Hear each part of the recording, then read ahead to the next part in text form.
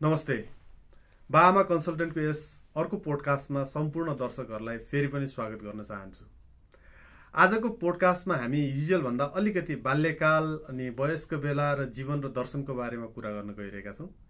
यो कुरा गर्नको लागि मैले आज मेरो स्टुडियोमा मेरो बाल्यकालको साथी आशिष गजुरेलजीलाई यहाँ आमन्त्रण गरेको छु। उहाँको प्रोफेसनल इन्ट्रोडक्सन त म दिदिनँ, तर हामी आज साथीभाइ भएर चाहिँ कुरा गर्न गइरहेको छु। सो आशिषजी, स्वागत छ। नमस्कार। के छ हालखबर? एकदम ठिक छ। ल, आज रेकर्डेड रूपमा कुरा गर्न पाउँदा झन् खुसी लागिरहेछ र कौतूहल पनि भइरहेको छ कस्तो हुने हो भनेर। पहिला त हाम्रो आइएससी पढ्दाको साथीहरूलाई ट्याग गरौँ न, यहाँनिर भनिहालौँ न। जस्तै हाम्रो ब्याचमा सम्झिएका साथीहरू को छन्? हात उठाएर ल प्लिज। अब सन्तोष भयो, विभूति भयो, मनोज चण्डी भयो, होइन, अनि हाम्रो बुढाथोकी अर्जुन बुढाथोकी भयो, होइन, आदेश खड्का, अनि अरू थप्दै जानु। अब मैले सम्झिँदा आशिष सत्याल, रजत, त्यस पछाडि अर्चना, प्रयास, प्रकाश, प्रतीक, पिताम्बर, जागेश्वर, ए सबै डक्टर पो परे फेरि। प्रोफेसनले पनि थाहा भयो। सुमित हाम्रो सबै साथीहरूलाई नमस्ते। आज हामी आशिष र म यहाँ जोडेका छौँ हामी बाल्यकालको कुरा गर्न। हुन त त्यो समयलाई बाल्यकाल भन्नु मिल्छ? त्यसलाई अब ठुलै भइसक्यो र हामीले भन्नुपर्दा हामी चाहिँ 1997 देखि 1999सम्म काठमाडौँ विश्वविद्यालयमा चाहिँ आइएससीसँगै गरेको।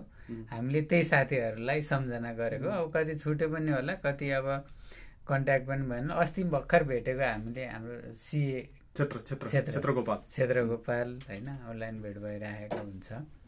अब काम विशेषले भेट भयो भने चाहिँ अझ धेरै भेट हुन्छ, होइन भने अब जानकारी हुन्छ। अब जस्तै अब यो विभूति भनौँ न, डक्टर छ। अब हामीले अब यो दिवाकर र म त अब धेरै कफी खान पनि भेटिरहेको हुन्छौँ। दिवाकर भन्दा अलि चिन्दैनन् होला साथीहरू। मेरो एउटा निकनेम राखिएको थियो, सायद तपाईँहरूको पनि आफ्नै निकनेम छ होला, होइन? जस्तै आशिषजीलाई हामीले गज्जु भन्थ्यौँ, मलाई चाहिँ टिकटिकै भन्थे, होइन? सायद त्यसको कहानी अरू नै छ, तर निकनेम चाहिँ सबैको हुन्छ है त्यतिखेर निकनेम भन्ने जिस्क्याउने सबैको प्राय, कसैको मोटे, बुढे, अल्गे, चुच्चे, होइन, जस्तै तेरो टिकटिके भने जस्तो यो धेरै नै हुन्थ्यो हाम्रो। त्यो एउटा रमाइलो पनि हो। आजकल चाहिँ म देख्छु बच्चाहरूको त्यस्तो निकनेम गर्ने, त मोटो भइस् न पातलो भइस्, नाक चुच्चे भयो भनेको आजकलको बच्चाहरूमा चाहिँ म फेरि त्यो देख्दिनँ। त्यो पर्सनल कुरा हो, त्यता नगरौँ भन्छन्। मैले बच्चाहरूलाई यसो सोधेँ भने तिमीलाई मोटे, पातले, चुच्चे, फुच्चे भन्दैन भन्दा अब भन्दैन क्या, यो त पर्सनल भयो, पर्सनल कुरा गर्नै मिल्दैन भने। जस्तै म जर्मनी गएपछि त्यहाँ कसैले पनि म त सानोमा अलि मोटो मान्छे, अनि जसले भेट्यो भने कि मोटाइस, ओहो कति मोटाइस भन्ने। जर्मनीमा गएपछि त्यो मोटाइस, पुड्के भइस, काले भइस, त्यो कसैले भन्दैन थियो क्या। ठ्याक्क अहिले नेपालमा पनि त्यही कल्चर चाहिँ सुरु भएको छ। गाउँमा चाहिँ अलिकति अहिले पनि भन्दा रहेछन्, तर सहरमा चाहिँ आजकलको केटाकेटीले त्यो निकनेमहरू पनि राख्ने त्यति राख्दा रहेनछ। अझ हाम्रोमा त रामलाई रामे, श्यामलाई सामे, होइन, अझ पछाडि ए थप्ने, ओच्याएर बोल्ने, यी सबै निकनेमका हुन्। बाल्यकाल राम्रै बित्यो। अझ बाल्यकालको मेमोरीहरू त यो 40 कटे पछाडि झनै आउँदो रहेछ है। त्यतिखेर गोल्डन डेज भने जस्तो लाग्थ्यो। त्यतिखेर कसैले अहिले पनि गोल्डन डेज भन्यो भने चाहिँ ल त यो एसएलसी पढिसके पछाडि म्याथको प्रब्लम सल्भ गर अनि गोल्डन डेज थाहा हुन्छ भने जस्तो लाग्थ्यो। होइन, अहिले पनि जस्तै अब सानोको कुरा अहिले पनि सानो हुन पाए हुन्थ्यो जस्तो चाहिँ फिल हुन्छ आफ्नो बच्चाहरू देख्दा। तर फेरि अब त्यो सधैँ स्कुल जाने, होमवर्क गर्नुपर्ने, फेरि त्यो जाँच पास गर्नुपर्ने, त्यो सम्झिँदा चाहिँ अहिलेकै ठिक हो कि जस्तो पनि लाग्छ। त्यो गोल्डन डेज हुँदैन के। तर रमाइलो गर्ने चिजहरू चाहिँ जे थिए हामीले जीवनमा भोगेका, रमाइलो गरेका, होइन, केही उटपट्याङ गरेका, ती चिजहरू चाहिँ गोल्डन डेज जस्तो लाग्छ। कुनै उटपट्याङ सम्झेको छ आशिषले अहिलेसम्म? त्यो बेला आइएससीको बेलाको उटपट्याङ? अब त्यो आइएससीमा एकपल्ट मलाई याद छ, म त 28 किलोमा बस्थेँ, अनि अब हामी त भागिरहन्थ्यौँ नि, अब बङ्क हान्ने। एक दिन चाहिँ म रुममा म कता गएको थिएँ, अनि त्यो फिजिक्सको सर थियो हाम्रो, महत्त्व सर। अनि महत्त्व सरले चाहिँ कहाँ गएर आइस भनेको थियो।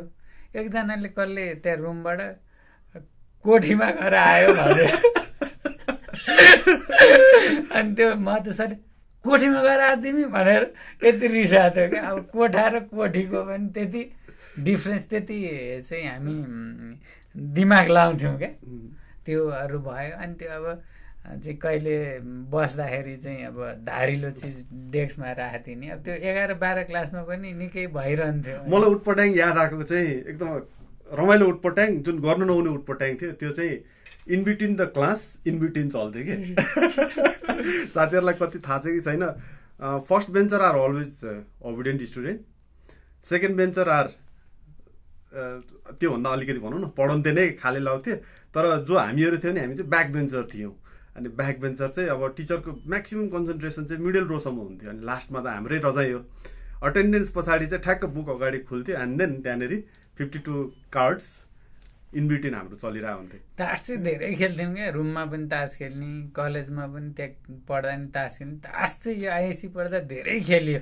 तास खेल्ने साथीलाई ट्याग गरौँ न अहिले, को को छ तास खेल्ने? अब त्यो थियो सन्तोष पोखरेल। सन्तोष धेरै खेल्दैन थियो क्या, त्यो पनि खेल्थ्यो। अनि हाम्रो त्यो सुमित रक भन्थ्यो नि, त्यो हाम्रै बिल्डिङमा कोठा लिएर बसेको थियो, त्यो भयो। अनि आवास पिया नि खेल्थ्यो खेल्दैन थियो? आवास पिया कहिलेकाहीँ खेल्थ्यो। आवास पिया त्यहाँ मैले अझ सम्झिँदाखेरि सङ्गमलाई सम्झिन्छु। सङ्गम, सुजन भेट हुन्छ है अब यो पोडकास्ट पछाडि। अब हामी दुईजना लगभग हाम्रो बाल्यकाल पनि उस्तै परिवेशमा नै भयो। जस्तै म सिन्धुलीमा हुर्केँ, धुलीखेलमा उस्तै परिवेश हो होइन। अब धुलीखेल काठमाडौँ नजिकै भए पनि एउटा त्यहाँको चाहिँ गाउँकै माहौल हो, सिन्धुली पनि त्यही हिसाबकै हो होइन। हामी धेरै बिग्रेको हो कि खास, तर अहिले बच्चाहरूलाई चाहिँ बिग्री भन्नुपर्ने अवस्था आएको छ। आशिषको के छ अनुभव त्यसमा? होइन, मेरो दुईवटा छोरा छन् होइन, एउटा 11 वर्ष एउटा 9 वर्षको। ठुलो छोरा चाहिँ खालि ट्याब्लेट हेर्ने पढ्ने, ट्याब्लेट हेर्ने पढ्ने, उसको ध्यानै त्यो छ। कान्छो चाहिँ सकेसम्म नपढ्ने, ट्याब्लेट पनि नहेर्ने, बाहिरै जाने, खेल्ने, यो साथी बोलाउने त्यो साथी बोलाउने छ। अनि म चाहिँ के गर्छु भन्दा कान्छो छोरालाई पढ भन्नुभन्दा नि जेठोलाई चाहिँ त खेल्न जा भन्छु, बरु माटो खेल, धुलो खेल, धुलै भएर आइज भन्ने छ होइन। त्यही भएर अब पहिलाको बिग्रेको र अहिलेको बिग्रेकोमा चाहिँ फरक भयो क्या। अहिले त ट्याब्लेट हेरेर बिग्रिने भयो कि। यसमा फेरि कन्ट्रोल छैन नि त, उनीहरू जे पनि एक्सप्लोर गर्छ। हामीले त के नै एक्सप्लोर गरे, एउटा डाँडा एक्सप्लोर गर्थ्यौँ होला, गरे दुईवटा पसलमा गएर चिया खाएर गफ गरेर बस्थ्यो होला, अथवा क्यारम बोर्ड खेल्थ्यो होला, तास खेल्थ्यो होला। तर अब अहिलेको भन्ने हो नि त त्यो इन्टरनेटमा लिमिट छैन, जहाँ जतिखेर जे पनि एभाइलेबल छ, जुन चाहिँ एकदम घातक हुन जान्छ। सही हो, बच्चाहरू घातक पनि हो। फेरि नलेज बेस्ड हेऱ्यो भनेदेखि अब अहिलेको बच्चाहरूको हामीले त कम्पेयरै गर्न सक्दैनौँ कि उनीहरूसँग कति नलेज छ भनेर। किनभने ट्याब्लेटमा त अथवा चाहिँ इन्टरनेटको एक्सेसले त नलेजमा त त्यो उनीहरूको त एकदम हाई रिच भयो नि त, त्यो चाहिँ फेरि छ। तर अब हामीलाई चाहिँ लाग्छ यिनीहरूलाई केही आउँदैन भनेर। हामीहरूको 12 को स्ट्यान्डर्ड अहिले 7-8 मा पढिरहेको देख्छु। पढिरहेको छ, नपढे पनि उनीहरूलाई चाहिँ अब नलेज भनेको अब फिङ्गर टिप्समा छ नि त। गुगल गऱ्यो भने सबै इन्फर्मेसन। पहिला हामी वाट इज सेल भनेर पढ्थ्यौँ होइन, एनिमल सेल के हो भनेर पढ्थ्यौँ होइन। अब अहिले त्यो त उसले त गुगलमा गऱ्यो भने सबै आइहाल्छ, घोक्नु पनि पर्दैन नि। हाम्रो जमानामा त डेफिनेसनहरू घोकिरहन्छ चतुर रामलिङ्गम होइन। त्यो फरक छ। अब अहिले चाहिँ अब नलेजको सिस्टमै फरक भइसकेको छ, त्यसलाई हामीले चाहिँ आत्मसात गर्नुपर्छ। अब हाम्रो जेनेरेसन ग्यापले त्यो गर्न नसकिराखेको पनि देख्छु। अहिले पनि मैले कोही साथीहरू देख्छु, छोरालाई चाहिँ डक्टर बनाउनै पर्ने भनेर चाहिँ छोरालाई कराइरहेको, गाली गरिराखेको पनि देख्छु। अब मलाई त गलत लाग्छ, तर उसलाई सही लाग्छ होला होइन। अब मैले भनेको उसको इन्ट्रेस्ट हो। तर अहिले मैले हेर्दाखेरि जुन हामीहरूको बेलामा चाहिँ डक्टर पढ्नै पर्छ, इन्जिनियर बन्नै पर्छ, करियर चोइस के भनेर स्टिल कसैले सोधेको सम्झ्यो भने आशिषले पनि सायद डक्टर इन्जिनियर भनेको थियो होला, मैले डक्टर इन्जिनियर भने हामी बन्ने के बन्यो त्यो थाहा छैन, त्यो कुरा नगरौँ होइन। तर करियर चोइस त्यतिखेर थिएन कि, डक्टर इन्जिनियर पाइलट मास्टर, त्यो बाहेक के थियो? छोरा बिग्रे कमर्स, छोरी बिग्रे नर्स भन्ने त उखानै थियो। मास्टर त कहाँ भन्थ्यो, मास्टर त केही भएन भने मास्टर होइन, खालि हामी डक्टर इन्जिनियर पाइलट भन्थ्यौँ। अनि मैले त्यतिखेर सोध्थेँ पाइलट चाहिँ के रहेछ पढ्न भनेको। पाइलटमा फेरि त्यो बन्न त धेरै पढ्न नपर्ने रहेछ फेरि। जस्तो अब मेडिसिन र इन्जिनियरिङ पढ्न त गाह्रै चिज हो नि होइन, आफैमा गाह्रो चिज हो होइन। र प्रोफेसन पनि गाह्रै चिज हो नि त। आज देश बिग्रियो भने ए इन्जिनियरले देश बिगार्यो भन्छ होइन। अब मान्छे मऱ्यो भने पनि यो डक्टरले मान्छे मार्यो भन्छ भनेपछि यो त डिफिकल्ट प्रोफेसन पनि हो नि त। त्यही भएर त्यो चाहिँ गाह्रो पढ्नु पनि त किताबै हेर्न कत्रो हुन्छ मेडिसिनका, फुर्सद हुँदैन, पढाइ गर्छन् होइन। अब इन्जिनियरिङमा चाहिँ के हो त भन्दा बुझेन भने चाहिँ त्यो समस्या हुनुभयो क्या, त्यो प्राविधिक विषय हो। अब मेडिसिन त बरु एकपल्ट फेल हुन्छ फेरि पढ्यो। अब इन्जिनियरिङ भने त बुझेन भने त्यसले पासै गर्न सक्दैन क्या। अब अहिलेको बच्चाहरूले चाहिँ दर्शन के लिन्छन् त फिलोसफी? त्यसो भए मलाई त अलिकति पनि लाग्छ कहिले कि बच्चाहरूले के गर्छन् होला, के गरी खान्छन् होला भन्ने जस्तो फिल हुन्छ। आशिष के छ भनाइ यसमा? होइन, मलाई चाहिँ के ढुक्क छ भन्दा उनीहरू हामीभन्दा धेरै अगाडि छन्, हामीभन्दा उनीहरूले धेरै जिन्दगी बुझेका पनि छन्। तर हामीले अनावश्यक उनीहरूले बुझेका छैनौँ भनेर सोचिरहेका छौँ क्या। हामी किन पढिनस्, किन नम्बर थोरै ल्याइस् भन्ने सोचिरहेको हुन्छौँ। त एसेम्ब्लीमा गएर अरू साथीहरू चाहिँ स्पिच दिएछन् त किन स्पिच दिनस् होइन। अब ड्रामा गयो भनेदेखि मेन लिडमा त किन भइनस् भनेर हामी चाहिँ त्यसरी सोध्छौँ क्या, जुन गलत हो क्या त्यो भनेको। उसलाई मन लागेको चिज पो उसले गर्छ त। उसलाई ड्रामामा लिड क्यारेक्टर लिनु थियो भने त ऊ स्ट्रगल गरेर उसले लिज हाड्थ्यो नि त। ऊ त जे दिएको छ रोलमा ऊ त्यसैमा सेटिस्फाइड छ नि त। अब एउटा छोरा फुटबल खेल्छ, अर्को फुटबल खेल्दैन चाहिँ फुटबल नखेल्न फुटबलमा पठाएर त त्यसले केही पनि गर्नेवाला छैन होइन। मेसी रोनाल्डोलाई चाहिँ हामीले क्रिकेट खेला भए त आज तिनीहरू केही पनि हुन्न थियो होला नि होइन। भनेको मतलब के हो त भन्दा हामीले हाम्रो जेनेरेसनलाई बुझ्ने एकदमै चेष्टा पनि गर्दैन, हामीले बुझ्न पनि सक्दैनौँ जस्तो लाग्छ क्या मलाई चाहिँ। अब के छ दिवाकरको अहिलेको छोरीहरूको एक्सपिरियन्स? मेरो छोरीहरूको एक्सपिरियन्स, मेरो दुईवटा छोरी होइन, छोरीहरूको एक्सपिरियन्स भन्दाखेरि जुन पहिला हामीले करियर इन्सपिरेसन राखेर चाहिँ यो बन भनेर हामीले बच्चालाई हामीलाई गाइड गरिन्थ्यो नि। जस्तै बाउआमाले गर्न नसकेको चिज चाहिँ छोराछोरीले गर्नुपर्छ भन्ने एउटा इन्सपिरेसन पनि त्यसैबाट आउँथ्यो। तर आजको बच्चाहरूले चाहिँ त्यो गर्दैनन्। उनीहरूलाई जे मन लागेको छ त्यही नै गरेर बस्छन् होइन। मैले स्टिल म सम्झिन्छु मेरो छोरीलाई, छोरी तिमीले पढ्नुपर्छ भन्यो भने उसले पढ्दिनँ कि, होइन छोरी तिमीले यो पनि गर्न सक्छौ भन्यो भने चाहिँ ऊ फेरि इन्सपायर हुन्छ होइन। उनीहरूले चाहिँ आफ्नो इन्सपिरेसन आफै बनाइसके कि आफ्नो बाटो आफै गर्नु। म भविष्यमा के बन्ने भनेर कसैले देखाउनु पर्दैन उनीहरूको लागि। उनीहरू चाहिँ आफ्नो भविष्य आफै कोर्न चाहिँ सक्षम छन् भन्ने लाग्छ।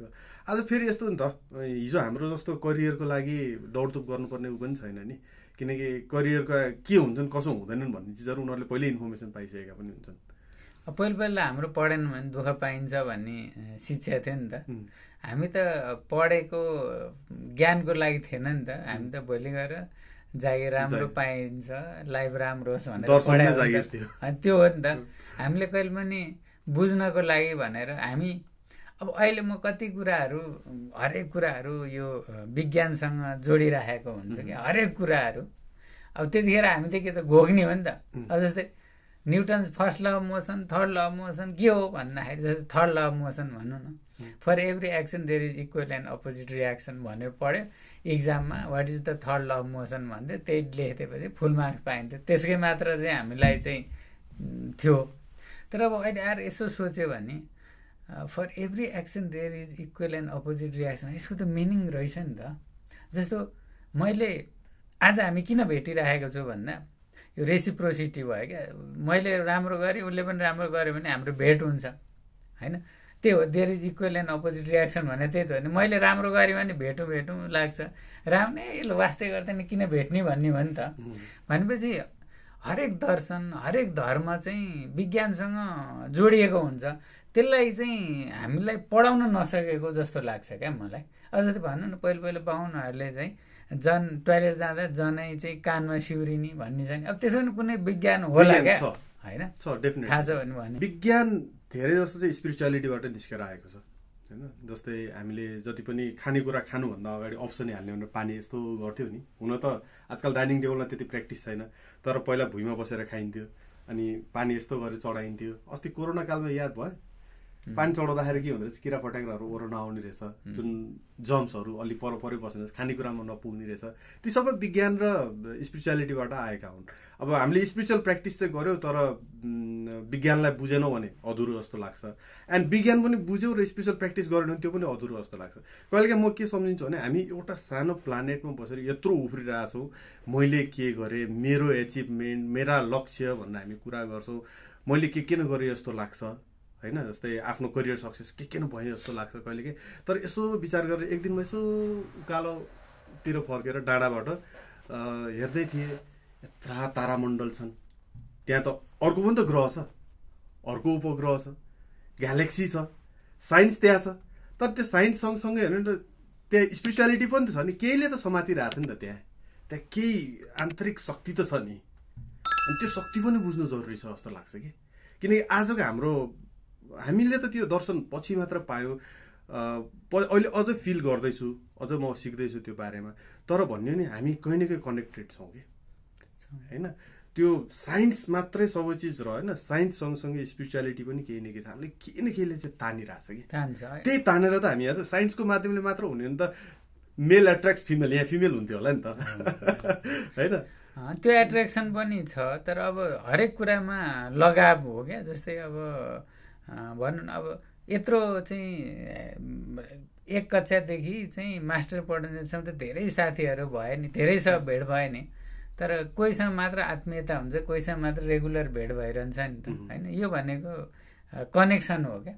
कुरा मिल्नु पर्यो, विचार मिल्नु पर्यो, होइन, फ्रिक्वेन्सी मिल्नु पर्यो, फ्रिक्वेन्सी सबै कुरा त्यो चाहिँ कतै न कतै यो धर्म र विज्ञान चाहिँ कतै कतै नि पूर्ण रूपमा मिल्छ। खालि हामीले बुझाउन नसकेको चिज जस्तो लाग्छ क्या। धर्म भन्दै गर्दा हिन्दू, मुस्लिम, क्रिस्चियन, इसाई, बुद्धिस्ट, जेसुकै धर्म होस्, तर ती सबै धर्मलाई जोड्ने चाहिँ केही न केही चाहिँ फिलोसफी छ कि, केही न चाहिँ स्पिरिचुअलिटी छ कि, पावर छ, जसले त्यसले हिल पनि गराउँछ, होइन, जसले तपाईँलाई एक्सप्लोर पनि गर्न सहयोग गर्छ। त्यो चिजहरूमा चाहिँ अझ पनि हाम्रो बच्चाहरूलाई चाहिँ सिकाउनु बुझाउनु चाहिँ जरुरी छ। किनकि धेरै बच्चाहरू चाहिँ आजकल चाहिँ साइन्सबाट प्रेरित छन्। अब यो पूजापाठ त के हो, अब पूजापाठ गर्नैपर्छ भन्ने नि, तर मनको आस्था हो, होइन। म पनि त्यति पूजापाठ गर्ने मान्छे होइन, तर आस्था चाहिँ राख्नुपर्छ भन्ने चाहिँ मान्छे हो, जसले चाहिँ मान्छेलाई अल्टिमेटली एउटा खुसी पनि दिन्छ। आखिर पढेर के गर्ने त, जागिर खाने, हामीले त दर्शन जागिर खाने बनाएको थियो, जागिर खाइसकेपछि के गर्ने त, पैसा कमाउने, पैसा कमाएपछि के गर्ने त, घर बनाउने, घर बनाएपछि के गर्ने त, बिहा गर्ने, बच्चा जन्माउने। आखिर त्यो सबै के को लागि त, के हुनलाई त, के गर्नलाई? त्यो सबै भन्दै गर्दा लास्टमा आउँछ खुसी के। तिमी पैसा कमाउने के को लागि? खुसीको लागि। तिमी घर बनाउँछौ, परिवार बढाउँछौ, साइन्स पढ्छौ, स्पिरिचुअलिटीका कुरा गर्छौ, आखिर अल्टिमेटली तिमी आफू खुसी हुनलाई हो नि त। भन्ने दर्शन चाहिँ खुसी हुनलाई चाहिँ बनाउनु पर्ने रहेछ भन्ने जस्तो मलाई फिल भइरहेछ कि अहिले एउटा उदाहरण दिन्छु। जस्तै अहिले हाम्रै प्रधानमन्त्री सम्माननीय सुशीला कार्कीज्यूको कुरा गरौँ, होइन। अब उहाँ चाहिँ अब लामो समयसम्म चाहिँ अदालतमा जागिर खानुभयो, होइन। प्रधान न्यायाधीशबाट उहाँ चाहिँ रिटायर हुनुभयो र अहिले 73 वर्षको उमेरमा आएर चाहिँ उहाँ फेरि प्रधानमन्त्री हुनुभएको छ। उहाँ किन हुनुभयो भन्दा उहाँलाई त्यो प्रधानमन्त्री बन्ने चाहना रहेछ र नहुनुभयो, होइन। नभए त उहाँको जति क्वालिफिकेसन भयो त भनेपछि उहाँ चाहिँ रिटायर लाइफमा खुसी हुनुहुँदो रहेछ क्या। उहाँले खुसी हुनको लागि अनेक सोचिरहनु भएको रहेछ, प्रधानमन्त्री बन्दा उहाँ खुसीका साथ बन्नुभयो, होइन। भनेपछि मान्छेलाई के हुन्छ भन्दा कुनै कुरा चाहना राख्छ, त्यो चाहनाले खुसी हुन्छ, तर खुसी कति बेरसम्म भन्ने हो क्या। म एउटा इन्ट्रेस्टिङ कुरा सेयर गर्छु आशिष, होइन। म स्टिल सम्झिन्छु कि एसएलसी सकिसके पछाडि जुन साइकल पाएको थिएँ नि, त्यो साइकलमा कति खुसी हुन्थ्यो, भयो भएन, होइन। अनि त्यस पछाडि त्यतिखेर साइकल त पुरै रिमदेखि लिएर सिट सब सफा गर्ने, होइन, त्यो सेफली राख्ने, अरू कोही साथीलाई चाहिँ चलाउनु नदिने अथवा बिगार्ने साथीलाई चाहिँ युज गर्नु नदिने, त्यस्तो खुसी भएको चिज, होइन। त्यस पछाडि आइएससी पछाडि अथवा ब्याचलर पढिसके पछाडि चाहिँ तिमीले मोटरसाइकल किन्दाखेरि त्यो साइकलको खुसी कहाँ गयो त, हराउँदै गयो नि त। मोटरसाइकल पहिला किन्दाखेरि बिहान बेलुका सधैँ टल्काउने मोटरसाइकल 6 महिना पछाडि आफू बस्ने सिट मात्र पुसेर हिँड्छ, ट्याङ्की पनि पुस्दैन कि, त्यो खुसी कहाँ गयो त। जस्तै मेटेरियलिस्टिकको कुरा गर्ने भने पछि लाइफ बढ्दै गयो, तिमीले गाडी चढ्छौ, गाडी चढेर हिँड्छौ, अनि त्यो गाडीको खुसी जतिखेरसम्म पाउँदैन नि त्यतिखेरसम्म मात्र हो कि। जे चिज चाहिँ प्राप्त भयो त्यसलाई चाहिँ पर्याप्त भन्ने चाहिँ फिलिङ आउनु भएन कि। जे चिज प्राप्त भयो त्यसमै खुसी हुने चाहिँ हामीले चाहिँ माहौल बनाउनु पर्छ कि जस्तो लाग्छ कि। हो त्यो त हो, तर मान्छेको यो चाहना पनि अपार भयो र मान्छेलाई एक्ज्याक्टली थाहै छैन के मैले चाहना हो भन्ने कुरै थाहा छैन क्या। हिजो चाहिँ मोमो खान पैसा हुँदैन थियो त्यतिखेर 2टा डल्ला मोमो खाए पनि खुसी हुनुपर्ने स्थिति थियो। आज जति मोमो खाउँ भनेर पनि पैसा छ गोजीमा तर खान सकिँदैन, अथवा हेल्थ बिगार्छ, यो मैदा त राम्रो होइन, मासु कस्तो हो भनेर हामी अभोइड गरिराखेको छौँ। भनेपछि यो प्रिफरेन्स पनि यो चाहिँ बदलिरहन्छ होइन, चाहना पनि बदलिरहन्छ। तर हामीले जिन्दगीमा चाहिँ सानो सानो चिजमा पनि खुसी खोज्नुपर्छ क्या। भने जे खुसी आएको छ नि त्यसलाई इन्जोय गर्नु पर्यो, त्यसलाई चाहिँ जिउनु पर्यो कि। जस्तै अहिले आशिष र म भेट भयो, हामी बाल्यकालदेखिका दर्शनदेखि होइन अल्टिमेट गोलसम्मका हामी कुरा गर्दैछौँ, गरिरहेका छौँ। तर यो चिजमा हामी खुसी हुन सकेनौँ भने त त्यो खुसीले त कहिले, त्यो खुसीको पछि लाग्यो भने त कहिले पनि प्राप्त हुँदो रहेनछ नि त। तिमी जति भाग्छौ खुसीको लागि भाग्छौ, जति कमाउनको लागि भाग्छौ, त्यति नै खुसी हुन भागिरहेको हो भने जब जे चिज पाएको छ त्यही चिजमा नै हामीले इन्जोय गर्न सक्यो भने त त्यो जस्तो रमाइलो के छ र? छैन। तर मान्छेको चाहिँ महत्त्वाकांक्षाले नै मान्छेलाई चाहिँ अब महत्त्वाकांक्षाले विकास भयो भन्छ। अब विकास नभइदिया भए पनि के हुन्थ्यो, आज 80 वर्ष बाँचिन्छ भने हिजोको दिनमा 50 वर्षमै मरिन्थ्यो होला, के फरक त छैन नि। छैन होइन, म 80 वर्ष बाँच्नु र 50 वर्ष बाँचे मरेको दिन त सक्यो नि होइन। त्यही भएर हामीले गरेको अब विकासलाई चाहिँ अब गलत पनि कसरी भन्ने, तर हिजोको दिन र आजको दिनमा मान्छे कति सुखी छ, कति खुसी छ भन्ने कुरा चाहिँ अलिकति हामीले तुलना चाहिँ गर्नुपर्छ जस्तो लाग्छ। अहिले पनि भने हिजोको दिनमा एउटा डल्लो मोमो कसैले अफर गर्यो भने त्यो खुसी, आज चाहिँ कसैले मलाई गाडी नै गिफ्ट गरे पनि त्यो खुसी आउँदैन क्या। त्यो सम्भव छैन। सानो हुँदाखेरि म सिन्धुलीमा मलाई साइकल किनिदिनु भएको थियो, म साइकलमा स्कुल जान्थेँ भने त्यो साइकल, त्यो खुसी मलाई अहिले एरोप्लेन हवाई जहाज किनिदियो भने त्यो खुसी आउँदैन। अब त्यो खुसीमा इन्जोय गर्न सकियो न त आज मेमोरी बसिरहेछ होइन। तर आजको दिनमा चाहिँ हामीले चाहिँ हाम्रो भावी पिँढीलाई चाहिँ के सिकाउनु जरुरी छ जस्तो लाग्छ भने जे चिज प्राप्त भएको छ त्यसमा चाहिँ पर्याप्त फिल गरौँ होइन, त्यही चिजमा चाहिँ इन्जोय गरौँ। हो, त्यो सिकाउने नि तिमीहरू हो क्या, तिमीलाई के खुसी लाग्छ त्यही गर होइन। मैले त बच्चालाई भन्छु पनि मलाई त धेरै पढोस्, ए ल्याओस्, A+ ल्याओस् भन्ने पनि लाग्दैन, मलाई चाहिँ पास चाहिँ भइदियोस्, स्कुलबाट कम्प्लेन नआओस्।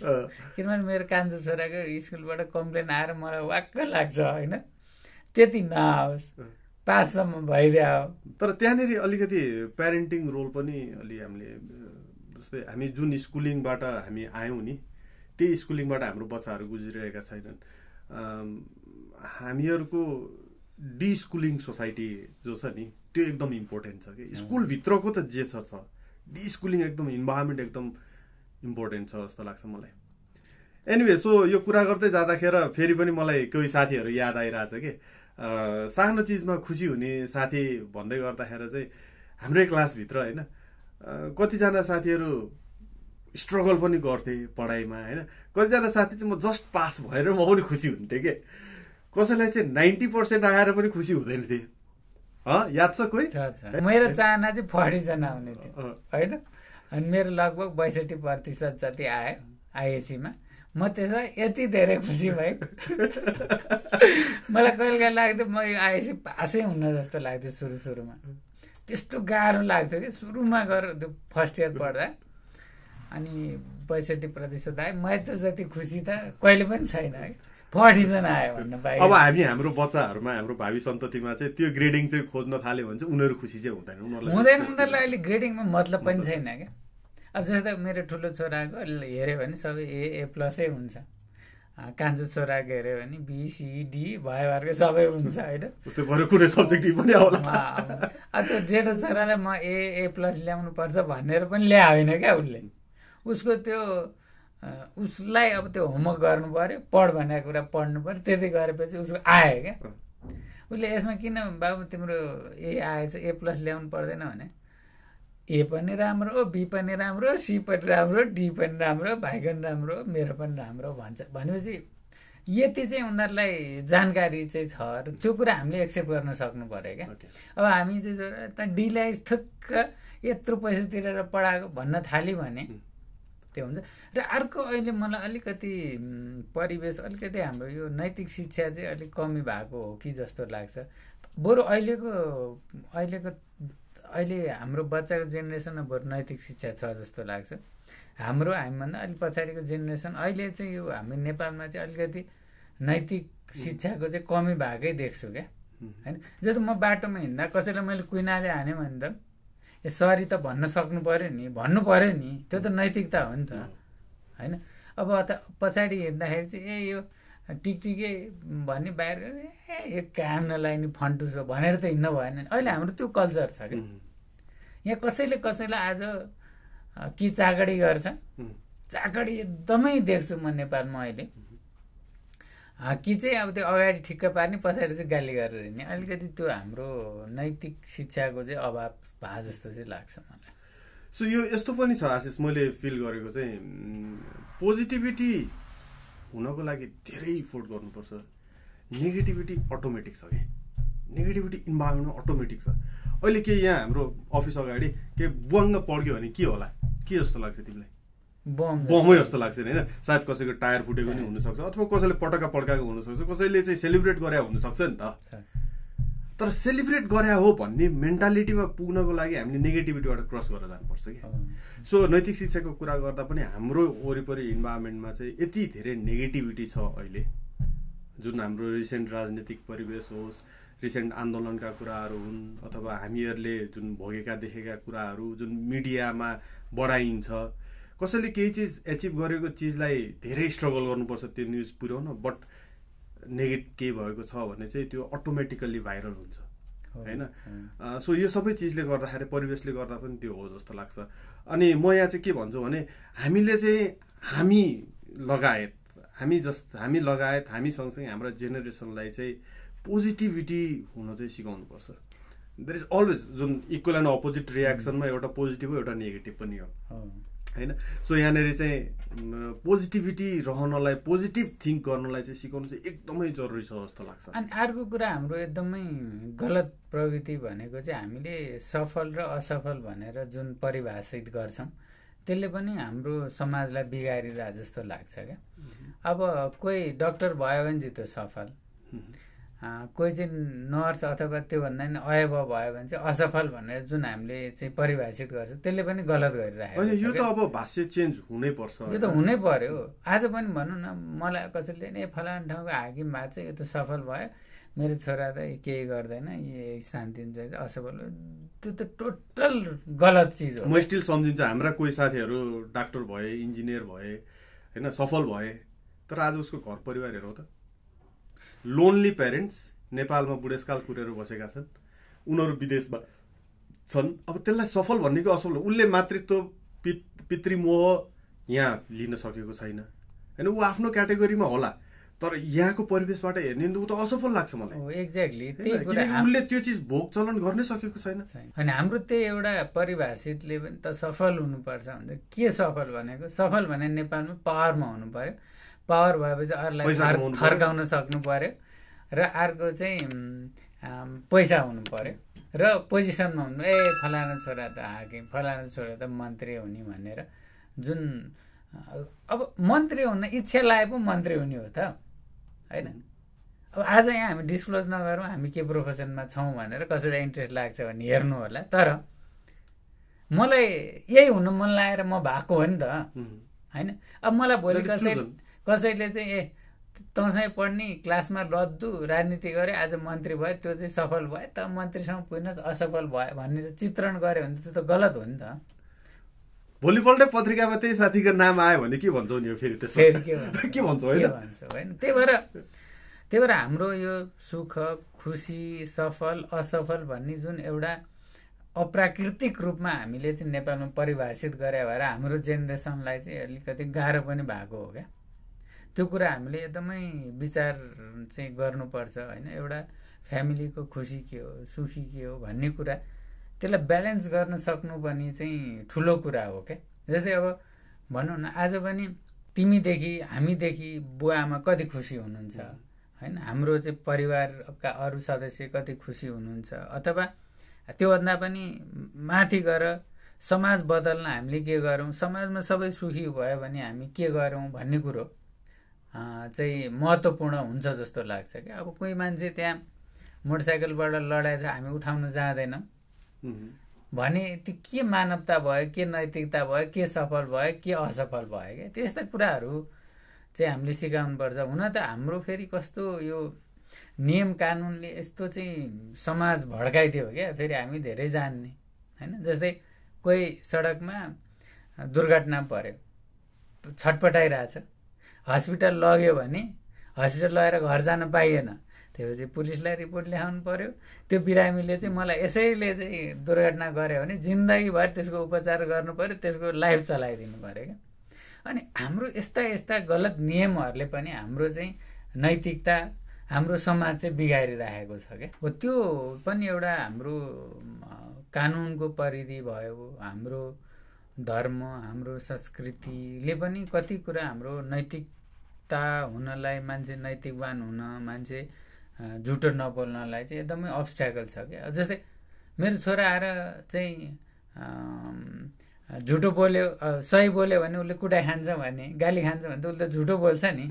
जस्तै टिभी फुटायो फर इक्जाम्पल होइन, 50,000 गयो, कसले फुटायो भन्दा अब मैले फुटाएँ बाबा भन्दा फुटाइहालेछु, अर्कोपल्ट चाहिँ नफुटाउनु है भन्यो भने उसले कहिले झुटो बोल्दैन नि।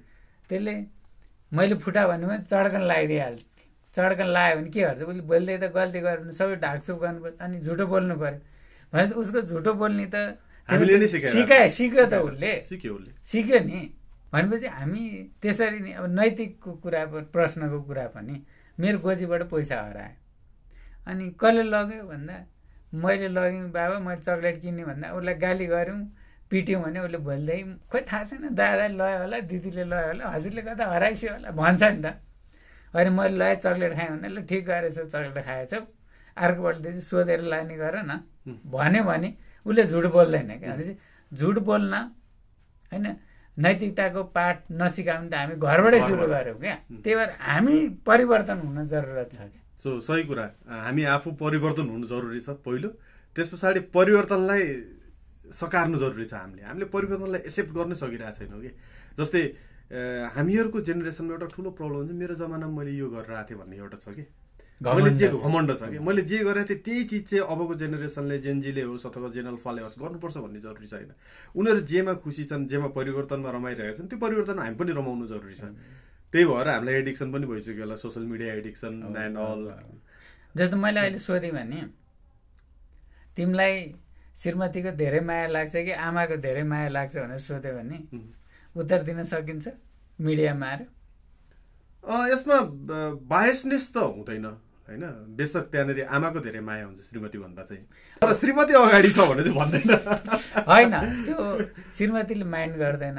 तर हाम्रो चाहिँ संस्कृति के भयो भन्दा ओहो आमाको माया लाग्दैन, मलाई श्रीमतीको माया लाग्छ भन्यो भने त भोलि त घरै बिग्रिने सम्भावना भयो। होइन, गरिन्छ आमाको माया, त्यसमा त दुई मत छैन, तर कोही कोही मान्छे त हुन्छ श्रीमतीको नि माया गर्छ होला नि। अस्ति एउटा कलाकारले भन्यो मलाई श्रीमतीको, मैले बच्चाको आमाको भन्दा नि मलाई श्रीमतीको माया लाग्छ भनेर एउटा कलाकारले भनेको मैले सुनेँ क्या। अनि ओहो हाम्रो समाज पनि निकै अगाडि गएछ होइन भन्ने कुरो चाहिँ लाग्यो क्या। त्यो भन्नु पनि एउटा त त्यो करेज हो नि, त्यो त होइन, त्यो त यहाँ त नलागे पनि आमाको माया लाग्छ भन्ने परिवेश, त्यो सामाजिक परिवेश त्यस्तो छ क्या नेपालमा चाहिँ होइन। अब हामीलाई त रियलै लाग्छ होइन, किनभने एउटा गाउँमा जन्मिँदाखेरि चाहिँ मलाई चाहिँ के लाग्छ भन्दा गाउँमा जन्मिँदाखेरि चाहिँ आमाको माया धेरै फिल गरिन्छ जस्तो लाग्छ क्या। जस्तै म पहिला काठमाडौँबाट, सिन्धुलीबाट काठमाडौँ आउँथेँ, जो पनि बाउसँग डराउँथेँ होइन। मेरो चाहिँ घरमा हेर्नु भने ठुलो बुवासँग सबै छोरा डराउँथे, उनीहरू डराएछ म पनि डराउने भएँ। यसो साथीहरू चाहिँ जस्तै मनोज चण्डी, त्यो पनि बाउ भनेपछि थुरुरु डराउँथ्यो। म सिन्धुलीमा बाउसँग डराउने भन्ने त मेरो त सवालै छैन। किन रहेछ भन्दा त हामी बाउलाई त 24 घन्टा देख्थ्यौँ, 24 घन्टा देखेपछि के डराउनु। काठमाडौँमा के हुन्छ, बाउ बिहानै जाने बेलुका आउने, नदेखेपछि त त्यो डरै हुने रहेछ क्या।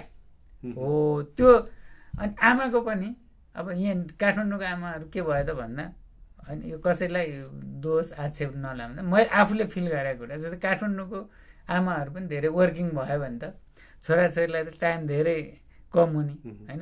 जस्तै हामीलाई त बिहानदेखि बेलुकासम्म अब हाउसवाइफले त के गर्छ बिहान उठेदेखिको के खाने बाहेक सोध्ने त आमाको चलनै छैन नि त। अनि धेरै माया गर्दो रहेछ भन्ने त्यो फिल हामीलाई चाहिँ भयो जस्तो चाहिँ लाग्छ।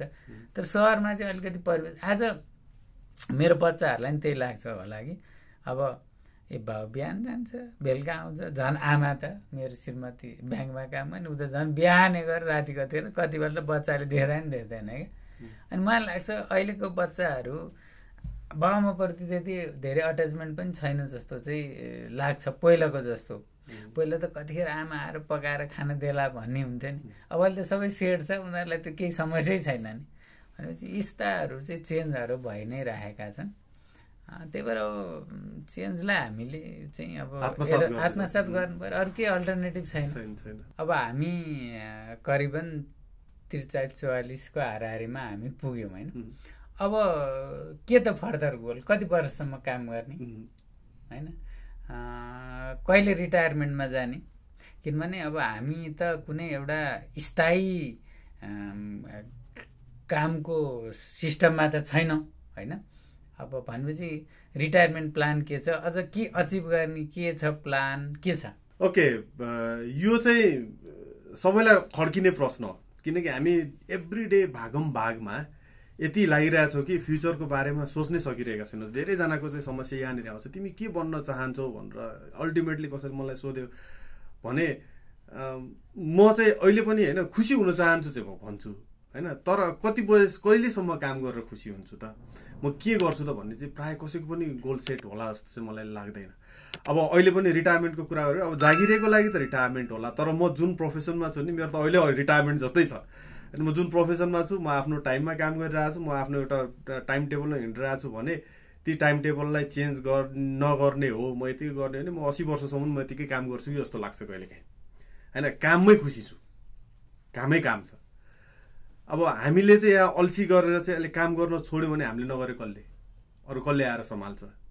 अब रिटायरमेन्टको कुरा गर्ने हो भने चाहिँ सर्टेनली कुनै एज पछाडि चाहिँ यो सबै चाहिँ सेकेन्ड जेनेरेसनलाई पास गरेर जाने भन्ने चाहिँ एउटा मान्यता छ जुन अहिले होइन।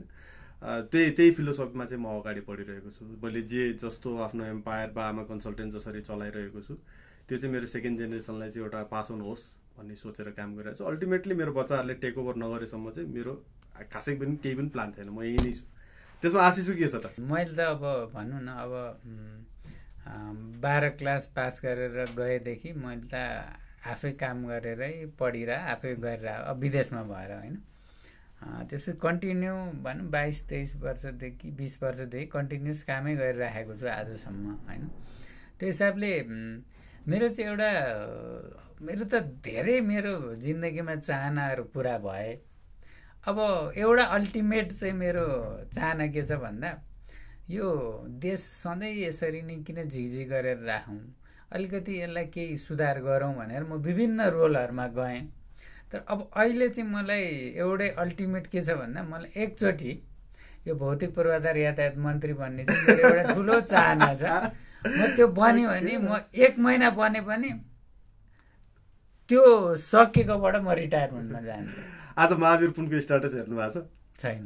महावीर पुन सरले आज के भन्नुभयो भने नेपालको सबभन्दा गाह्रो सिस्टम भन्ने चाहिँ कर्मचारी तन्त्र हो, कछुवाको गति भन्दा नि स्लो गतिमा चाहिँ चलिरहेको छ, त्यसलाई सुधार गर्नु चाहिँ एकदम आवश्यक छ भनेर उहाँले भन्नुभयो। सायद भौतिक पूर्वाधार भन्दा पनि सामान्य प्रशासनमा चाहिँ अलि स्पिड अप गर्नलाई चाहिँ म त्यो मेरो एक्सपर्टिज पनि होइन र प्रशासनमा त छ नि त, आफै पनि अहिले प्रशासनमा बसेर त्यो मेरो एक्सपर्टिज त्यता मेरो दखल पनि होइन। मेरो दखल भनेको विकास हो, पूर्वाधार विकास हो। र एकपल्ट मेरो आफ्नो जिन्दगीको चाहना म 1 हप्ता भएर पनि रिटायर भएँ, सक्यो मेरो मन्त्रीको म्याद भयो भने म फुल रिटायरमेन्टमा जाने। म तिमीहरू जस्तो यो म 80 वर्षसम्म काम गर्ने भन्ने छैन। त्यसपछि म त अलरेडी रिटायरमेन्टमा छु, म त अलरेडी रिटायरमेन्ट, म जागिर छोडेर आफ्नो होइन त्यो जागिर छोड्ने होइन नि, आफ्नो कन्सल्टिङ भने त जागिर भन्दा नि बेसी हुन्छ। कमसेकम म जागिरमा गएँ भने मेरो 10 बजे 4 बजे छुट्टी हुन्छ। तिमीहरूको त यहाँ त बिहान 6 बजेदेखि राति 12 बजीसम्म पनि काम गरेर हुन्छौ नि। तिमीहरू त्यसै भन्नै मिल्दैन क्या, त्यो लागेको हो। तर तिमीहरूको काम भने ठुलो, त्यही भएर एउटा मलाई लाग्छ एउटा रिटायरमेन्ट टाइम चाहिँ फिक्स गर्नुपर्छ। ल म 60, 65, 70 वर्ष भएपछि म छोडिदिन्छु, म लाइफ अर्कै हिसाबले इन्जोय गर्न चाहन्छु। साथी आज केपी ओली सर फेरि जितेर अध्यक्ष हुनु भएको छ, उहाँले त छोड्न सक्नु भएको छैन। त्यही हो महत्त्वाकांक्षा भनेको, त्यही हो क्या। उहाँलाई पदले खुसी दिन्छ क्या, सबैलाई पदले खुसी दिन्छ भन्ने छैन। जस्तो मलाई घुमेर खुसी, मनाङ जाँदा मुस्ताङ जाँदा म अब जिन्दगी घुमेर चाहिँ बिताउँछु भन्ने मान्छे पनि धेरै छन् नि, छैन हो। त्यसरी अब खुसी के, अब कसैलाई अब केपी ओलीलाई पावर भएन भने उहाँ 2 दिन पनि बाँच्न सक्नुहुन्न होला। उहाँ त महत्त्वाकांक्षाले जीवित बनाइराखेको जस्तो लाग्छ। अब कसैलाई हुन्छ रिटायरमेन्ट गर्नु, चिल रिल्याक्स गरौँ भन्ने पनि छन्। अब हाम्रै भनौँ न सचिवबाटै रिटायर हुने कति छोराछोरी विदेशमा छन्, उनीहरूकै घर गएर बिहान मर्निङ वाक गरेर चिया खाएर बिताइरहेछन्। कति त्यसपछि फलान ठाउँको नियुक्ति फलान ठाउँमा नियुक्ति भनेर कुदिराखेको पनि छन्। मान्छेलाई कसरी खुसी दिन्छ भन्ने हो। त्यही भएर मलाई चाहिँ के लाग्छ भने आफूलाई अरूले जे भन्यो भने आफूलाई जेले खुसी दिन्छ त्यही गर्ने हो। जस्तो मलाई कामले खुसी दिन्छ, म कामै गर्छु, काम गर्छु हैन। अब कुनै दिन लाग्ला इनफ मैले धेरै गरेँ, अब म आजबाट स्टप भन्ने लाग्यो भने गरिन्छ होला। म त अहिले के सोचिरहेको छु, मलाई 1 हप्तालाई मन्त्री बनाइदिएँ, म रिटायर हुन्छु, मलाई कति आनन्द अब म यहाँनिर फेरि अहिलेको एउटा स्टेटमेन्ट ल्याउँछु आशिष। यहाँनिर के थियो भने हामीले जे प्राप्त गरेका छौँ नि त्यसमै खुसी हुन सकौँ कि पहिला, होइन। महत्त्वाकांक्षाले खुसी गर्दाखेरि तिमीले त्यो इन्जोय गर्न सक्दैनौ कि। तिमी त्यो अहिले जस्तै अहिले कतिपय मान्छे सचिव अथवा डिजी जो छन्, होइन, उनीहरूलाई ओहो आशिष सरको पोजिसनमा पुग्न पाए म के हुन्छु होला, कतिको महत्त्वाकांक्षा त त्यहाँ पनि होला नि, धेरैको छ हैन। होइन महत्त्वाकांक्षाले नै हामीलाई बचाइरहेको हो, हामीलाई अगाडि बाटो देखाइरहेको, हाम्रो वे फरवर्ड तय गरिरहेको हो। म यही भन्दै गर्दाखेरि चाहिँ महत्त्वाकांक्षा पनि यति राखौँ कि जति महत्त्वाकांक्षाले आफूलाई जीवित राखोस्, स्ट्रेस नदिऊ हो। त्यो यस्तो हुन्छ। अब खुसी भनेको जस्तै मलाई भिडियो खिचेर एउटा रिल्स दिनको पोस्ट गर्नलाई खुसी मिल्छ क्या, होइन। अब कतिले भन्छन् त यस्तो पोजिसनमा चाहिँ बाटोमा चाहिँ खिच्दै हिँड्ने, फोहोरमा खिच्दै हिँड्ने, तेरो पोजिसनले यस्तो रिल्स राख्नलाई सुहाउँछ भने मलाई त्यसैले खुसी दिन्छ। सबभन्दा बढी खुसी म त्यसमै छु, किनभने मैले आफ्नो भावना व्यक्त गरिरहेको छु, अरूले सुनिदिरहेको छन्। त्योभन्दा ठुलो कुरो त मैले कसैलाई हेल्प गरिरहेको छु, त्यहाँ कतिलाई त हेल्प पनि भइरहेको होला नि। म कति सेल्स एन्ड मार्केटिङको कन्टेन्ट मैले राख्छु कि, किनकि म सेल्स प्रोफेसनबाट आएँ। अहिले पनि मेरो consultation sales and marketing consultation हो, ट्रेनिङ हो।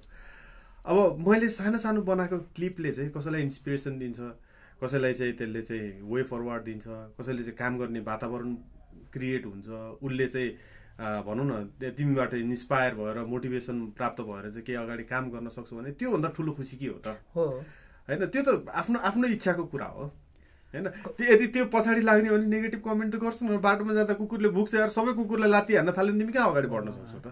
अनि कन्ट्रोल गरेर कसैले मलाई कम्पलसरी तैँले एउटा भिडियो दिनको बनाउनु पर्छ भन्यो भने म खुसी हुन्न होला, तर म आफैले बनाउँदा खुसी हुन्छु जस्तो लाग्छ। जस्तै मलाई लाग्छ क्या, म अहिले मेरो बुवा 73 वर्ष हुनुभयो, अहिले पनि जोख्ने हो नाप्ने हो भने मभन्दा 3 टाइम्स बढी उहाँले खाना खानुहुन्छ। उहाँलाई पत्तो पनि रहेछ, उहाँको डाइजेस्टिभ सिस्टम पनि राम्रो रहेछ। पातलो भन्दा पनि मभन्दा पनि पातलो हुनु होला, होइन, अथवा म जस्तै हुनु होला, होइन। तर उहाँलाई खुसी केमा देख्छु भन्दा खानामा क्या, जतिखेर देखे पनि खानामा यति धेरै इन्ट्रेस्टेड क्या। अनि आज हामी सहरमा बस्नेहरू चाहिँ ओहो यो चिल्लो, यो ज्यान लाग्ला, ऊ लाग्ला, यो लाग्ला भनेर हामी आफैलाई कन्ट्रोल गरिरहेछौँ क्या। भनेपछि मान्छेले आफ्नो खुसीलाई चाहिँ तिलाञ्जली दिएर भए पनि म चाहिँ दुब्लाउनु पर्छ भन्ने एउटा त्यो साइकोलोजी बिल्ड गरिरहेको छ। यसो धेरै कुराहरू छन् क्या, होइन। आज कसैले खाउँ भएन भने ओहो म त 1 किलो मोटाउनु कि, आफूलाई ऐनामा हेऱ्यो भने ओहो म त मोटाए जस्तो लाग्यो। यति धेरै अहिले मैले यो साइकोलोजी डिसअर्डर जस्तो लागिसकेको छ कि। होइन हाम्रो समाजै त्यस्तो छ नि त, स्ट्रेसफुल समाज छ कि साथी। अहिले भनौँ धेरै मान्छेहरू चाहिँ यो रोगबाट गुज्रिरहेको छन्, डिप्रेसन, होइन, स्ट्रेस म्यानेज गर्न नसकेर। साँच्ची कसरी म्यानेज गर्छ आशिषले, कुरा आइहाल्यो यहाँनिर, होइन। किनकि यो खुसीको दौडमा जाँदा जाँदै काहीँ न काहीँ त तनाव त बोकि नै हालिन्छ, तनाव त छ नि, होइन। जस्तै बाटोमा एकैछिन मोटर चलाउने हो भने पनि एउटाले सट्ट बाटो काटिदिन्छ, तनाव त्यहाँ पनि छ। अनि काम गर्दै जाँदाखेरि काम गर्ने प्रोसेसमा कसैले काम भनेको जस्तो गरिदिँदैनन्, जसले गर्दा आफ्नो पनि काम बिग्रिन सक्छ, त्यहाँ पनि तनाव छ। आफूले चाहेको जस्तो नभएपछि त्यहाँ पनि तनाव छ, होइन। आशिषको जुन रोलमा छौ सायद त्यहाँ त अब पुरै नेपालभरिको भन्सार केन्द्र इन्टरमोडल अफिस अपरेट गरिरहेको छ भने त्यहाँ त झन् तनाव हुने छ। सो कसरी म्यानेज गरिरहेको छौ? सबभन्दा ठुलो कुरो चाहिँ अभोइड स्ट्रेस अनि स्ट्रेस हुने कामै नगर्ने त्यो भन्दा पनि भइहाल्छ फेरि काम अनि स्ट्रेस पनि दुई प्रकारको हुन्छ नि एउटा त डिस्ट्रेस एउटा युस्ट्रेस युस्ट्रेस जुन पोजिटिभ हो चुजन हो जस्तै अब तिमी म भौतिक पूर्वाधार मन्त्री हुन्छु भनेर अगाडि बढ्यो भने त त्यो केही न केही तनाव त छँदैछ त्यो युस्ट्रेस हो नि त त्यो हो स्ट्रेस अब सकेसम्म अभोइड गर्ने डिस्ट्रेस अभोइड गर्ने हो र आफूलाई मन लागेको कुरो मात्र गर्ने हो क्या जस्तो अफिसमा काम गर्दाखेरि आफ्नो अधिकारको मात्र काम गर्ने अरूको अधिकार दे भन्दै हिँड्यो भने त त्यो त स्ट्रेसफुल हुन्छ नि त अनि आफूलाई रमाइलो लागेको काम गर्ने जस्तो म ढिलो उठ्यो भने म दिउँसो 11 बजे पनि जगिङ गरिदिइराखेको हुन्छु क्या नेपालमा त्यो अनयुजल हो मलाई कसले के भन्छ मतलब पनि छैन म पब्लिक ट्रान्सपोर्टमा कोचाकोचमा पनि हिँडिराखेको हुन्छु कसैले सोध्दैन होला कि यो गर्छ भनेर होइन तर म बारम्बार कोचामकोच अरू मान्छे जस्तै म यात्रा पनि गरिरहेको हुन्छु म कुनै एक्सेप्सन होइन म कुनै ठुलो मान्छे होइन क्या सबैजना यात्रा गर्दा म पनि यात्रै गरिरहेको हुन्छु हिँडिरहेको हुन्छु त्यही भएर आफूलाई पनि त्यो केही नसोच्ने क्या म पनि as a normal human being हो अरूले जे गर्छन् मैले पनि त्यही गर्नुपर्छ सिक्नुपर्छ त्यो रमाइलो हो क्या पब्लिक ट्रान्सपोर्टमा गयो सार्वजनिक बस्न कोचाकोच हुन्छ तर त्यहाँ के हुन्छ गीत सुन्न पाइन्छ गफ सुन्न पाइन्छ मान्छेको चाहिँ पीडा सुन्न पाइन्छ होइन ह्युमन बिहेभियर बुझ्न पाइन्छ धेरै कुरा छ क्या त्यसलाई इन्जोय गर्न सक्यो भने इन्जोय हुन्छ होइन म त 5 स्टारमै गएर खाने हो भनेर नि अब त्यो मलाई चाहिँ इन्जोय हुँदैन सो यहाँनिर चाहिँ अब म के भन्न चाहन्छु भने हामीले डिस्ट्रेसलाई चाहिँ अभोइड गर्दै जाउँ जुन नेगेटिभ स्ट्रेसहरू छ क्रिटिसिजमबाट आउँछ कसैले कुरा काट्यो कसले के भन्यो त्यसले पनि तनाव दिन्छ